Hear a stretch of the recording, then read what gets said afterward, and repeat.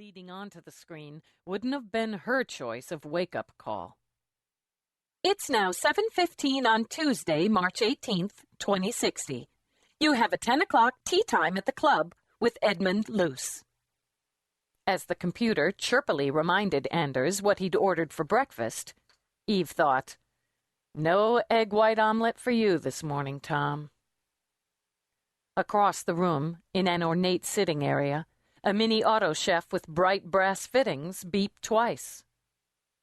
"Your coffee's ready. Enjoy your day." "Not so much," Eve murmured. The screen flipped to the morning's headline news, anchored by a woman only slightly less perky than the computer. Eve tuned her out. The headboard gleamed brass, too, all of its sleek, shiny rungs. Black velvet ropes tied Anders's wrists to two of them, while two more ropes bound his ankles by a length to the footboard. The four matching ropes were joined by the fifth that wrapped around Anders's throat, pulling his head off the pillows. His eyes were wide, and his mouth hung open as if he was very surprised to find himself in his current position. Several sex toys sat on the table beside the bed.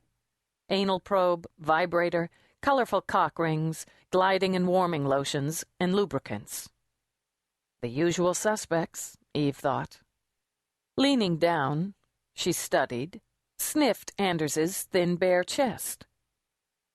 Kiwi, she thought, and angled her head to read labels on the lotions. Definitely the kiwi. It took all kinds. As she'd noticed something else, she lifted the duvet from where it pooled at Anders's waist. Under it, 3 neon, possibly glow-in-the-dark, cock rings rode an impressive erection. Not bad for a dead man. Eve eased open the drawer in the nightstand. Inside, as she'd suspected, was an economy pack of the top-selling erection enhancer, Stay Up. Hell of a product endorsement. She started to open her field kit, then stopped when she heard approaching footsteps. She recognized the clomp of boots as her partner's shit-kickers. Whatever the calendar said about the approach of spring, in New York that was a big fat lie. As if to prove the point, Detective Delia Peabody stepped through the door in an enormous and puffy purple coat, with a long striped scarf that appeared to be wrapped around her neck 3 times. Between that and the cap pulled over her ears, only her eyes and the bridge of her nose were visible. "It's freaking 5 degrees," somebody who might have been Peabody said against the muffle of scarf. "I know."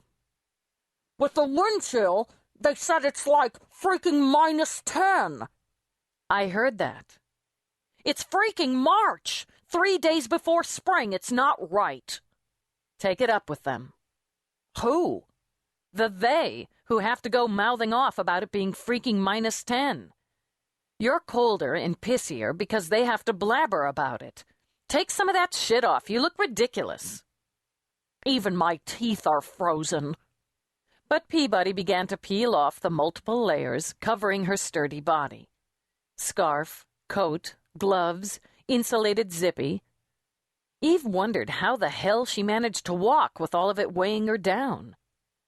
With the hat discarded, Peabody's dark hair with its sassy little flip at the nape appeared to frame her square face. She still sported a pink from the cold, tipped nose. "Cop on the door said it looked like sex games gone bad." "Could be.